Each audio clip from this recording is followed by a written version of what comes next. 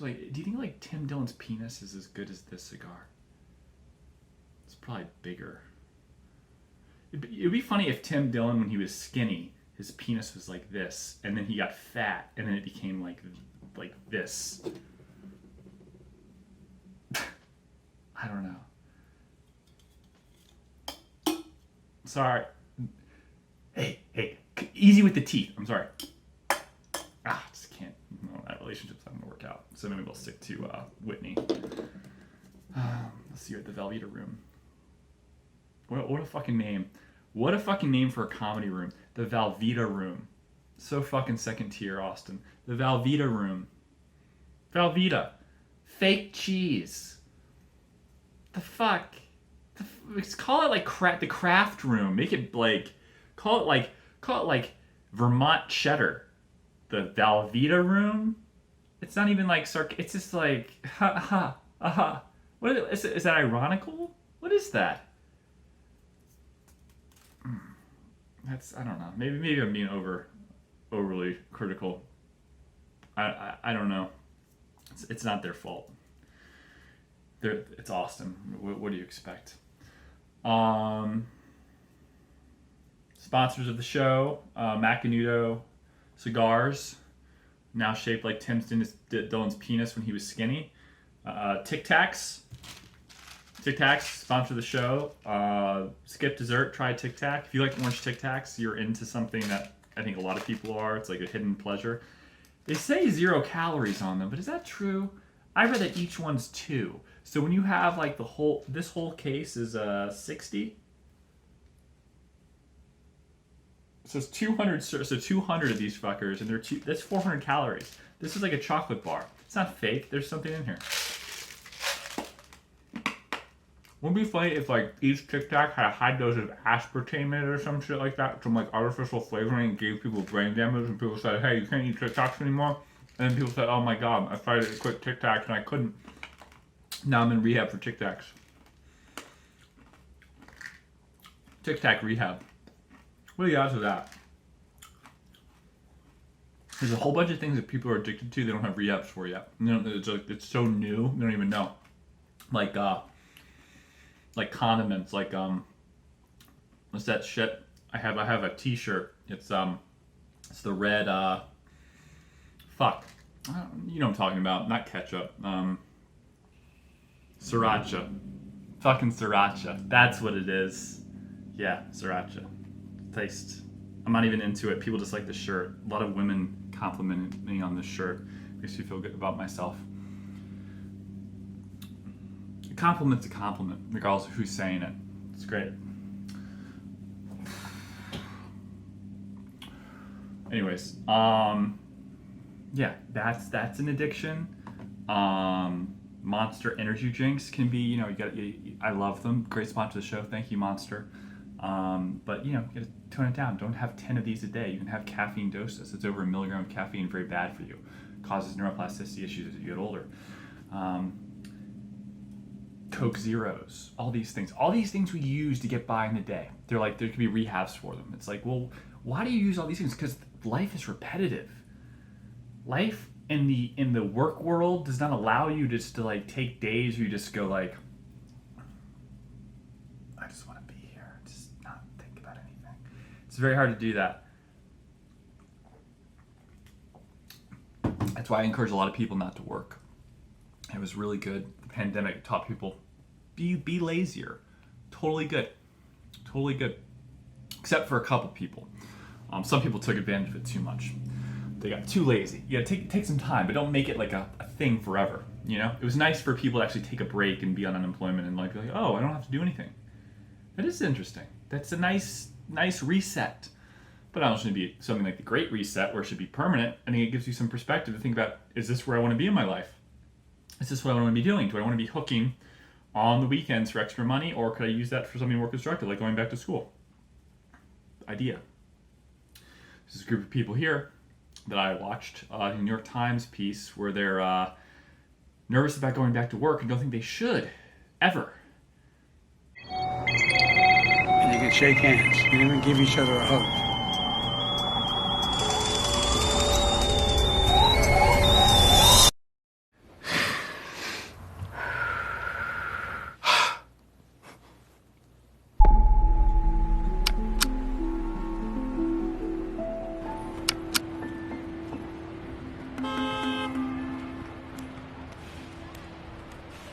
In my body, I feel a sense of fogginess, a heavy fog, slowly floating in the background and weighing me down.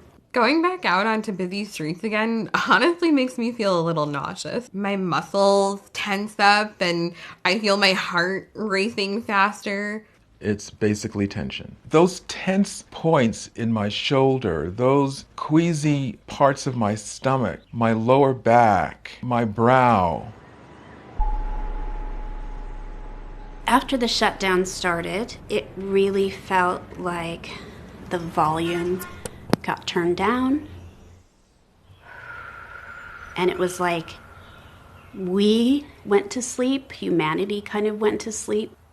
In that time period, I think I just really felt, as an introvert, kind of how I imagine a circus animal would feel on a day when there's no shows. It was like a snow day from life.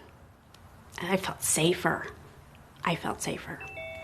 When I'm at home and I'm on Zoom, you only see me from here up, and so often you can't even see that I'm a wheelchair user. Once the pandemic began and so much of what we did shifted to being virtual, for a whole year I didn't have to worry about getting on a train or a plane or grappling with any sort of inaccessible travel. And there was a certain lightness to feeling like I could say yes to more things and not having to worry about the toll that it would take on my body.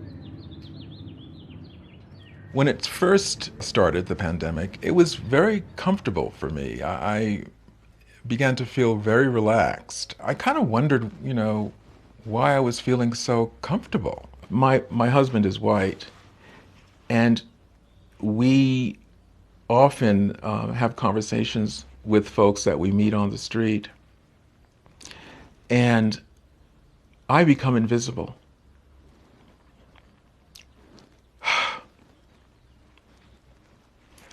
I go into a market and I'm either ignored totally or followed and watched. That's a microaggression. And love the casting. You have the Rachel Dolezal. Is she white? Is she black? She has dreads. She's this multicultural, lovely, but no appropriation there. Then you have the woman that just feels so good about Zoom calls while during the break because no one can tell that she's disabled, and now people know again that she's disabled and it's freaking her out. And then you have the couple who are interracial homosexuals that really it's all about the black man and how every time he goes to the store, probably a Korean store, no Asian hate there and that insinuation, but that he's being watched because he's probably shoplifting. We're back to normal. I mean, it took a really good thought, a considerate thought about people's feelings about being pressured into normalcy, which is a contradiction in terms it seems like, but it's not. Like the pressure of something anew because of the prolonged abnormality of this pandemic's break from, traveling to work. And it's kind of like implying that, I don't know, it's taking a good thought of like consideration of pressure, of fear of the unknown, and then contorting it into politics. You don't really need to do that. It's like a legitimate psychological claim you could make, and they have to take it and just fuck it in the ass. No offense to the homosexual couple, but just like I felt so good about talking to people and them not knowing that my legs don't work, and now people are gonna know. They're gonna know that I can't feel anything when they penetrate me, when I have sex with my partner, that I feel nothing, and it's not his fault. It's the fault of the doctors when I was born. They used their forceps forcibly and crushed my pelvis and my spinal column at the bottom, L7. And it's hard. But people didn't know that on Zoom calls. People didn't know that during the pandemic. Now they do. And then they know that I cannot achieve orgasm. This isn't fair. I hate the New York Times. I just hate them. I hate them. It's like, come on, man. Just be happy. Like let's have a normal conversation. Why do you feel it's one way of viewing the world over and over again? God, ugh. Can it be something normal? Like something not normal, unique. It's the same. You're taking a very unique situation and you're just reverting back to the same talking points over and over again. And it makes people seem really weak. It makes people, anyone that's different, anyone that's a minority, anyone that's like not like a cisgender, which in my opinion, cisgender, that word is fucking like contradict. So it's such a negative connotation, cisgender. If you're cis, you're boring. It's like, okay, it's funny how it's this, sorry, I guess, yeah, I mean, I don't know, I'll try to kink it up for you in one area of my life, my sexuality, so for the sake of disappear, oh my god.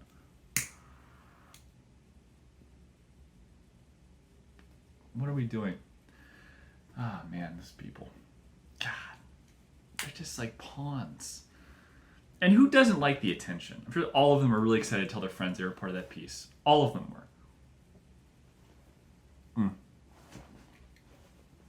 I didn't tell a lot of people. Pandemic affected me. My mom passed away during the pandemic from stage 4 cancer.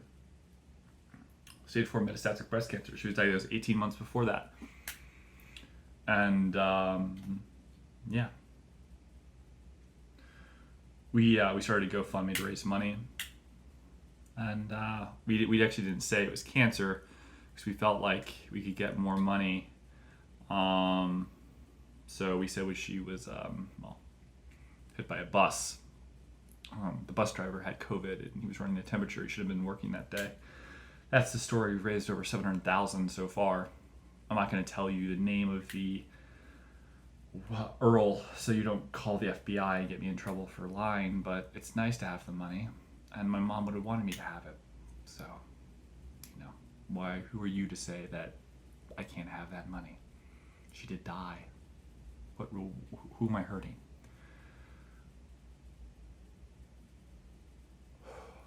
Anyways, yeah, so that's been hard. The memorial service was weird because my mom is a model, and obviously, and it's just sometimes people. She was on the cover of she was covering on Vogue with Linda Evangelista and Iman, and or like in the magazine with them. I don't know. I don't like look at pictures of my mom's modeling stuff that often. That would be weird. That would be. I don't know. I'd probably be in therapy for something if that was the case. Anyways, yeah, she's a pretty lady. And at the memorial service, Diana Ross is there. It was kind of cool. And it was nice. I mean, not that she's any better than anyone else, but she's Diana Ross. I'm not trying to name drop, but I'm name dropping just so you know how cool my mom is by association. My mom was friends with Grace Kelly, went to Studio 54, hung out with, dated Jimmy Connors, I mentioned before, Al Pacino, Robert De Niro, Harrison Ford, kind of a star fucker, I guess. It's okay, I guess. And because she's my mom. But at the memorial service, it was interesting the amount of people I didn't know, because I didn't realize how wide a group of my mom's friends were and acquaintances that came up and said, like, I'm sorry for your loss. One of the things I did notice that was odd, and I came to a very starting conclusion after the fact, is that all these men kept coming up to me saying, I just want to say I'm sorry for your loss. And I would ask, obviously, oh, thank you. How did you know my mom? I was curious, like, to hear the stories. And he's like, oh, I just knew her. And it started happening a bunch of times. And there's another guy who comes up to me, I say, hey, just want to say sorry for your loss. I'm like, oh, thank you. How did you know my mom? Not like accusatory, like, so like, are you crashing this funeral for the watercress sandwiches? That's not what I'm saying. I don't think they think that, but they all kind of just like, oh, well, I just, yeah, she's great. I just knew her a long time ago. And I came to the conclusion after this happened 3, 4, 5, 6, 7 times that my mom was fucking, or not at the point, she was dead at that point, but she had fucked all these men at one point in the past. And it's weird because these men thought it was important to tell me that in a weird kind of surreptitious way, or let me know that they exist and that they knew my mom or that they fucked my mom. Because that's really what was happening. It's like, why do I care that you're sorry? You feel it's like meeting a celebrity at the airport and be like, I just want to let you know that I know the song, like I like Gavin Rossdale. I know the song Glycerine. I just want to let you know I really like that song. And by him knowing that I know that I like that song, and by him knowing that I know that song that he wrote, that somehow I'm more important than the average fan. I'm better. It's crazy. I didn't have to know you existed. It's like they felt a duty. Like their mind literally felt his day, the son of this woman I fucked over and over again, that's dead now from cancer or maybe getting hit by a bus, depending where they got their information, is going to feel better knowing that I'm sorry that his mom's dead. And this idea was shared by multiple men who probably never talked to each other. I don't think there's a group of people that are like, hey, did you have sex with BenBen's mom? Yeah. There's a whole group of us. Are you not on the Facebook group for fucking his mom? Oh, well, come on. We'll talk about it. Those 30-minute blowjobs. I don't know that my mom gave 30-minute blowjobs. I'm just saying, okay? My fiance gives me 30-minute blowjobs. My fiance has borderline personality disorder.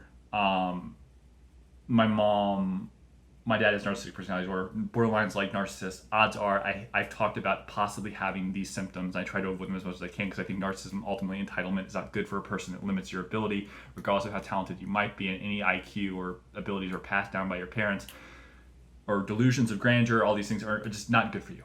So I avoid these things all the time and fight them because it promotes laziness and like ineptitude and like, you don't focus and try to build stuff, and you're basically afraid to try because it like breaks down this ego. So I'm aware, but I do know that odds are that I probably date women that have some characteristics to my mom without knowing it, but not characteristics that I knew as my mom, like a younger version of her that like is subliminal or like in me. You know what I mean? It's fucked up, but apparently I've read this and this is possible. So in a sense, if Kelsey gives me 30-minute blowjobs, my mom was giving 30-minute blowjobs to all these men that apologize at her funeral or memorial service to me in person. And that's why they were felt it so important, because those blowjobs were life-changing for them, and they felt they had to impart that upon me, her son, in some weird fucked up way of being like, in order to show my respects for those blowjobs that this dead mom gave me, I'm going to let her son know that those blowjobs meant a lot to me by saying, I am sorry for your loss at her funeral. Memorial service. Sorry, I get those two confused. I think they're very kind of like similar and also not the same thing at all. But it's like you cry at the funeral and then you celebrate the life, which makes sense to talk about how you fucked someone's mom at the memorial service. If this had happened at the funeral, it would be really confusing because it's like too soon, even though they happen within days of each other. It's like there's a casket, blah, blah, blah. It's like, oh, it's a little too close to home. Oh, so wait a day, and then it'll be at a country club, and it'll be catered, and then you can tell her son how good the sex was with his mom who's dead. That's what happened. This is not even a joke. It's probably why it's the best material on this show right now. I felt a little pressure going into this show today. I did a set for the first time since COVID was over last night. I liked it, and now I felt like, I'm excited to come back and tell you guys about that now. And I'm like, I didn't look at any news stuff necessarily. Just kind of like wanted to wing it again. And I'm like, this I should talk about this because I've kind of avoided it. Because who wants to talk about their mom dying? But this is like, it's like fucking gold in a way, and it's like real. I don't know. It's rough, man.